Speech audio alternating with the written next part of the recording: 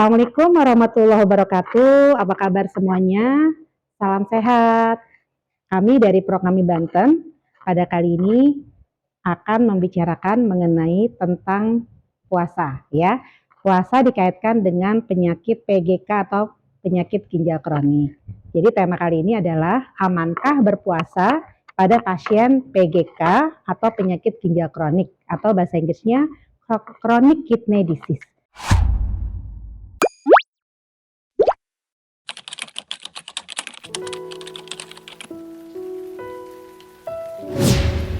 Nah, teman-teman sekalian, ya, puasa Ramadan itu sebetulnya sangat diidam-idamkan oleh seluruh kaum muslimin di dunia, ya.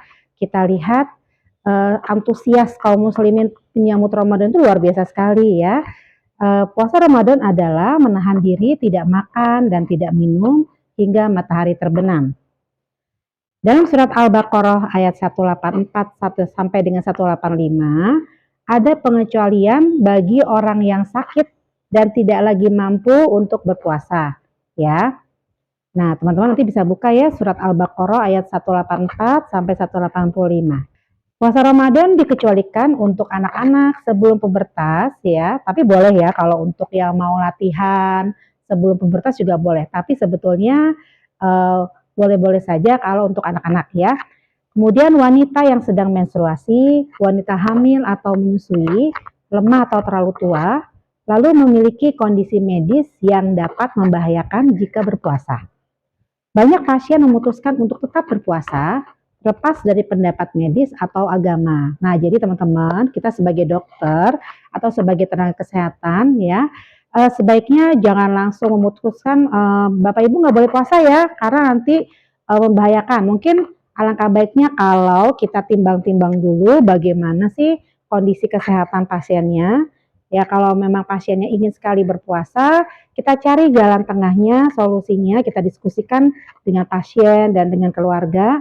Kira-kira apa yang bisa kita lakukan supaya bisa berpuasa tapi tidak membahayakan. Nah, jadi kita harus cari jalan tengahnya supaya pasien juga senang bisa berpuasa, tapi juga tidak membahayakan diri pada saat kondisi berpuasa. Walaupun pasien dalam kondisi tertentu tidak diwajibkan untuk berpuasa ya, namun seringkali ya teman-teman keinginan berpuasanya tetap besar.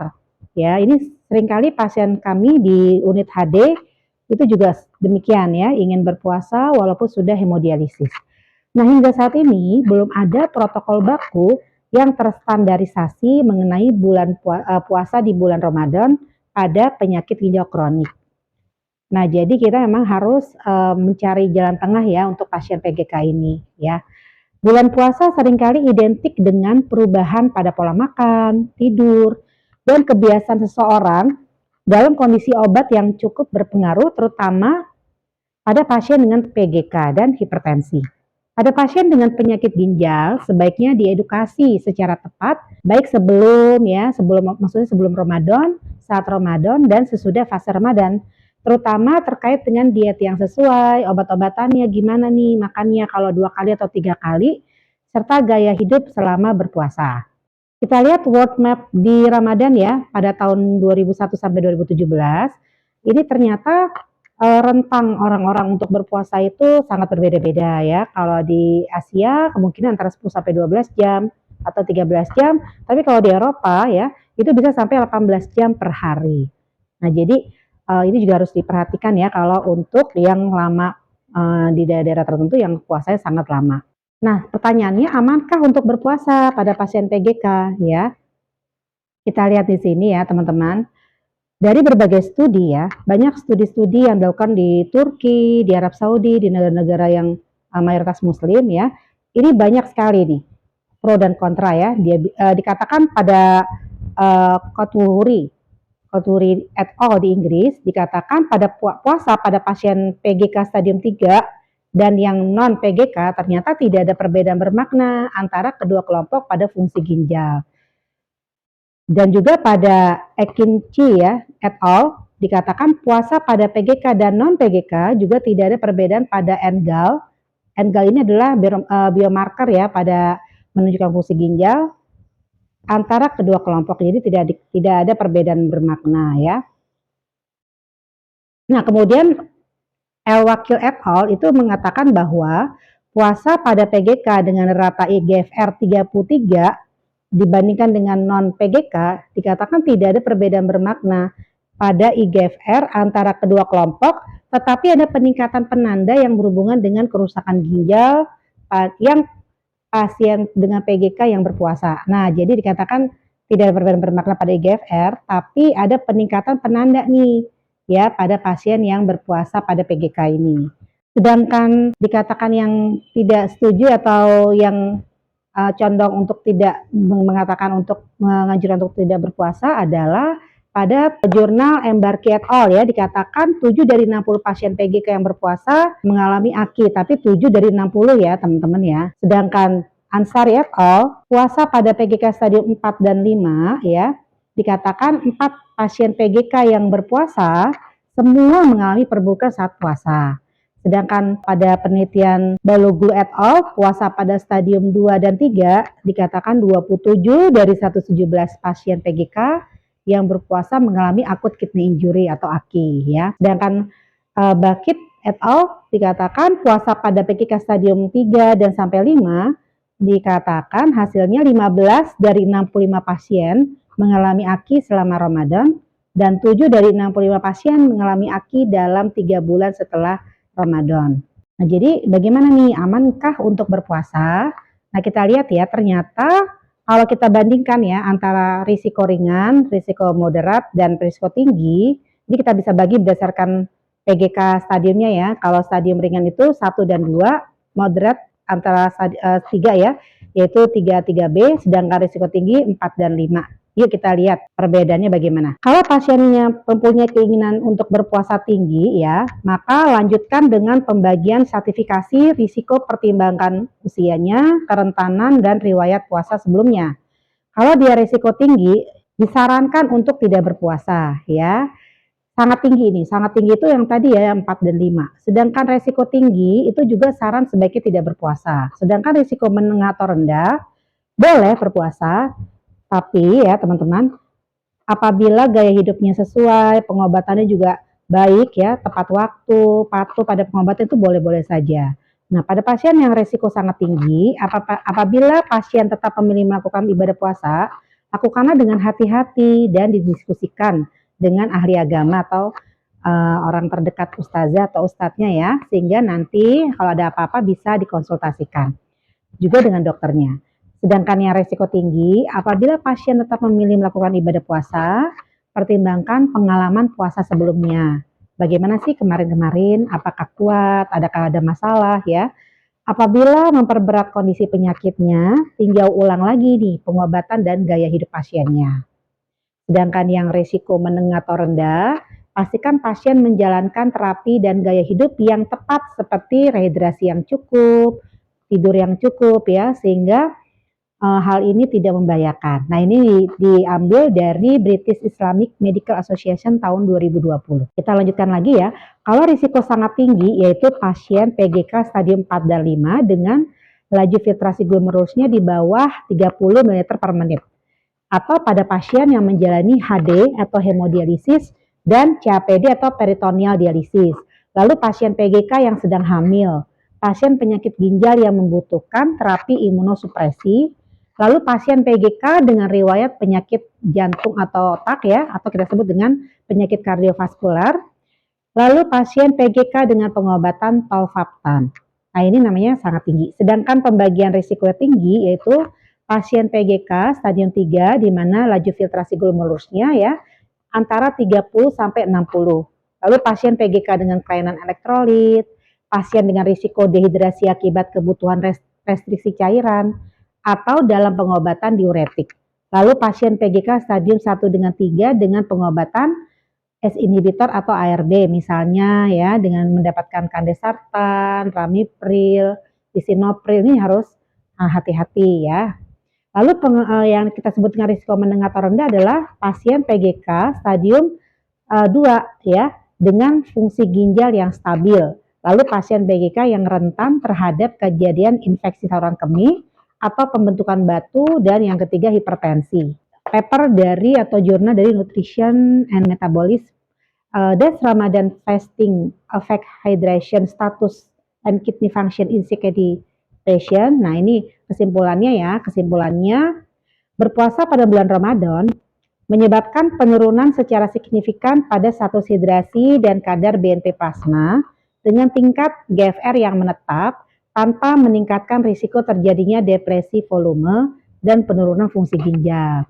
Studi menunjukkan pada pasien PGK tingkat 2 dan 4, ibadah puasa dapat dilakukan sepanjang Ramadan tanpa adanya penurunan secara signifikan dari fungsi ginjal, namun tetap harus dikonsultasikan dan dimonitor oleh dokter penanggung jawabnya ya. Jadi Bapak Ibu, intinya ya kalau kita mau berpuasa pada pasien PGK, lihat dulu nih, saya stadium berapa, stadium ringan, sedang atau berat. Kalau Bapak Ibu ada di stadium sedang dan berat, sebaiknya atau sangat tinggi, sebaiknya konsultasi dengan dokter ginjalnya ya. Kalau misalnya terlalu berat, sebaiknya Bapak Ibu melakukan penggantian dengan fidyah. Apa itu fidyah? Yaitu memberikan sejumlah dana ya. Berapa sih satu hari makan kita ya? Satu hari makan kita misalnya sarapan pagi, makan siang, makan malam, kita jumlahkan misalnya satu hari berapa nih Bapak Ibu, antara 30.000 dengan 50.000 sehari, lalu dikalikan jumlah hari yang tidak berpuasa ya, lalu berikanlah kepada satu orang miskin. Nah, itu namanya membayar fidyah. Jadi kalau Bapak Ibu tidak mampu untuk menjalani puasa, boleh membayar fidyah. Nah, sekarang kita lihat yuk rekomendasi klinis pasien berpuasa. Pada pasien untuk yang berpuasa ya, yang biasanya mengkonsumsi obat 2 kali sehari, nah jadi boleh diganti minumnya obat itu waktu sahur dan berbuka puasa ya. Jika lebih dari 2 jenis obat, konsultasikan kepada dokter penanggung jawabnya, dokter ginjalnya, dokter penyakit dalamnya untuk penyesuaian dosis. Apabila tidak dapat dilakukan, dianjurkan Bapak Ibu tidak usah berpuasa ya. Nah, kalau pasiennya misalnya nih ya, kreatinin plasmanya tinggi banget, di atas 30%, di atas normal ya, dan terdapat gejala klinis yang berkaitan dengan perubahan kadar kalium atau natrium, sebaiknya tidak berpuasa. Nah, kalau seandainya harus berpuasa, lakukan monitor yang ketat ya, edukasi mengenai gejala dan tanda bahaya yang dapat terjadi. Misalnya nih Bapak Ibu yang sudah HD atau hemodialisis, dilakukan misalnya kalau misalnya sebaiknya berhenti kalau ada bengkak-bengkak ya, peningkatan berat badannya di atas 2 kilo, lalu ada pusing, sesak napas ya, lemas, letargi, maksudnya lemes banget gitu ya, berat badannya tidak terlalu meningkat drastis, bengkak atau turun, lalu tekanan darahnya juga tidak stabil ya. Nah, sebaiknya tidak dilakukan berpuasa ya. Oke, kita lanjutkan. Nah, kalau pasiennya berpuasa, sebaiknya kontrol rutin setiap 1 minggu sekali ya, atau bolehlah 2 minggu sekali pada saat sebelum dan saat berpuasa atau sesudah berpuasa. Jadi monitornya itu yang biasanya sebulan sekali boleh dimajukan 2 minggu sekali misalnya ya. Lalu pada saat berpuasa, hindarilah konsumsi makanan yang tinggi kalium atau potasium dan fosfor ya. Nah, kurma memang dikatakan tinggi kalium dan fosfor. Jadi makan kurmanya Bapak Ibu jangan banyak-banyak ya. Satu aja udah cukup kalau mau buka puasa. Lalu apa aja nih yang meningkatkan kalium ya dan fosfor? Ya, ternyata gorengan itu juga tinggi fosfor ya. Kacang-kacangan sedikit aja, jangan banyak-banyak. Kalau bisa jangan pada saat berbuka ya. Lalu keju, teh dan kopi dihindari ya. Ini untuk pasien-pasien yang PGK stadium 3, 4, 5 di mana biasanya fosfor dan kaliumnya sangat tinggi Bapak Ibu ya. Sedangkan minum air putihnya, nah Bapak Ibu yuk nonton video saya yang lain tentang menghitung jumlah urin 24 jam. Sebetulnya saya jumlah urinnya itu per hari berapa ya rata-rata gitu. Mungkin ada yang sudah masih baik ya, masih 2,5 liter, ada yang cuma 1 liter saja, bahkan ada yang cuma 400 cc, 500 cc per hari. Nah, sebaiknya itu benar-benar dihitung ya, agar jumlah air yang kita minum itu mencukupi. Nah, bagaimana cara perhitungannya? Nanti boleh ditanyakan oleh dokternya ya. Misalnya, kalau Bapak Ibu nih berat badannya 60, 50, 60 kilo, lalu jumlah kencingnya atau buang air kecilnya 1 liter per hari, nah biasanya saya tambahkan 300 cc nih. Jadi kalau misalnya buang air kecilnya per 24 jam itu 1 liter, boleh minumnya 1,3 liter itu untuk semua cairan. Termasuk kuah sayur ya, minum misalnya air jus lemon misalnya, itu semua udah total. Jadi bukan cuma air putih saja, tapi semua cairannya, misalnya tadi ya 1,3 liter. Nah Bapak Ibu jadi coba untuk menghitung jumlah cairan per hari atau buang air kecil per hari saya tuh berapa sih? Lalu tambahkan range-nya antara 300 sampai 500 cc per 24 jam. Tergantung berat badan Bapak Ibu ya. Nah, yuk kita lanjutkan. Nah, ini adalah jurnal-jurnal tentang bagaimana nih perubahan laju filtrasi glomerulus sebelum Ramadan ya, sebelum dan sesudah Ramadan. Nah, jadi intinya Bapak Ibu ya harus hati-hati supaya Bapak Ibu tidak menambah bahaya ya. Jadi bukan puasanya membahayakan, tapi mungkin kita perlu beradaptasi ya, pasien-pasien perlu beradaptasi dengan perubahan pola makan ya, mungkin pola tidur dan lain-lain. Nah, maksudnya itu ya. Bapak Ibu, tentang hemodialisis ya. Pada hemodialisis sebetulnya pasien tidak dianjurkan untuk menjalani puasa ya. Nah, kenapa? Karena dari penelitian-penelitian terdapat peningkatan risiko ya, risiko peningkatan namanya tuh kenaikan berat badan. Kita bilangnya interdialytic weight gain ya. Jadi IDWG-nya naik dan adanya ketidakseimbangan atau imbalance elektrolit yang mengancam jiwa. Selain itu terjadi ada kerentanan ya, sering ditemukan pada pasien dialisis. Misalnya dehidrasi ya, dan lain-lain atau penurunan daya tahan tubuh ya. Jadi kalau dipaksakan harus hati-hati. Pada pasien dialisis seringkali harus memenuhi diet yang sesuai yaitu rendah kalium dan fosfat di mana seringkali sulit dipenuhi saat berpuasa sehingga ditakutkan tidak dapat memenuhi kebutuhan nutrisinya. Apabila tetap nih Bapak pasiennya maksa ya, pokoknya saya harus berpuasa gitu. Pada pasien HD nggak apa-apa berpuasa tapi harus dikonsultasikan dulu nih ya, dan dilakukannya pada hari tidak dilakukan HD atau non dialisis dengan perhatian yang ketat terhadap dietnya, nutrisinya bagaimana dan keseimbangan cairan. Nah, jadi Bapak Ibu yuk diskusikan dengan saya nih di poliklinik atau dokter-dokter di rumah sakit manapun ya, supaya Bapak Ibu benar-benar nih buat jadwalnya, pola makannya bagaimana ya, makan obatnya bagaimana sehingga siap menjalankan puasa di hari yang tidak dilakukan dialisis ya. Nah, bagaimana dengan pasien peritoneal dialisis atau CAPD? Pada pasien yang menjalani peritoneal dialisis tidak dianjurkan untuk menjalani puasa. Jika pasien menjalankan ibadah puasa, diskusikanlah dengan nefrologis terkait ya. Nah, berdasarkan suatu studi, pasien harus menjalani beberapa modifikasi signifikan dari regimen terapi peritoneal dialisis jika berpuasa, di mana durasi puasa dianjurkan tidak lebih dari 14 jam. Nah, Bapak Ibu yang mungkin di Asia Tenggara atau di Indonesia masih bisa nih 12 sampai 13 jam. Tapi kalau lebih dari 14 jam, sebaiknya diskusikan lagi ya dengan dokternya. Jika diperlukan, pasien dapat memilih regimen PD-nya. Ini yang bagaimana gitu, yang jangka panjang kayaknya. Ya, misalnya modified continuous ambulatory PD, di mana pertukarannya dengan jumlah 3 kali pada malam hari dan infus icodextrin ya, namanya tuh icodextrin itu lebih dipilih pada pasien yang usia muda. Nah, sedangkan yang modified continuous cycling PD dengan pertukaran dalam 6 sampai 7 jam dan infus codextrin atau continuous cycling peritoneal dialisis atau CCPD ini mungkin lebih dipilih pada pasien yang sudah tua. Nah, jadi inilah rekomendasi dari Bapak Ibu, ini ada society-nya ya. Jadi ada International Society of for Peritoneal Dialysis ya. Rekomendasinya itu yang modified continuous ambulatory PD itu 3 kali ya, sedangkan yang ini bisa 6 sampai 7 jam ya. Nah, ini jadi kesimpulannya tidak temukan adanya morbiditas atau penurunan fungsi ginjal pada kedua kelompok yang menjadi puasa. Jadi boleh nih pada pasien PD yang stabil ya dapat menjalani ibadah puasa dengan persyaratan kepatuhan terhadap pengobatan dan terapi dialisis. Jadi cairan adekuat dan keseimbangan elektrolitnya kalau bisa bisa dicek ya atau dipertahankan. Bapak Ibu nanti ini tanyakan lagi ya sama dokter ginjalnya.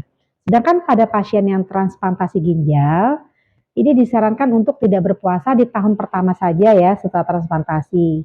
Nah, bila fungsi ginjalnya baik, yaitu antara stadium 1 sampai 3A ya biasanya ya, puasa tidak mengganggu jadwal konsumsi obat imunosupresan. Jadi dosis obatnya itu betul-betul bisa disesuaikan ya dengan obat yang sudah dijadwalkan. Jadi puasanya tidak mengganggu jadwal nih Bapak Ibu. Jadi pilih misalnya 2 kali sehari, yaitu waktu berbuka dan sahur, sehingga tidak mengganggu jadwal makan obat.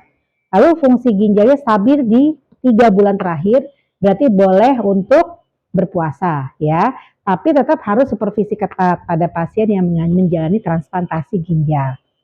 Oke, nah Bapak Ibu, itulah kira-kira bagaimana amankah kita pada pasien PGK berpuasa di bulan Ramadan. Jadi kesimpulannya Bapak Ibu, kita lihat dulu ya, apakah Bapak Ibu termasuk di stadium yang ringan, yaitu stadium 1-2, apakah di sedang, yaitu stadium 3, yang 3 atau 3B, atau stadium yang beresiko tinggi atau stadium berat, di mana stadiumnya 4 dan 5, atau yang sudah menjalani terapi pengganti ginjal, yaitu transplant, cuci darah atau hemodialisis, atau peritoneal dialisis ya.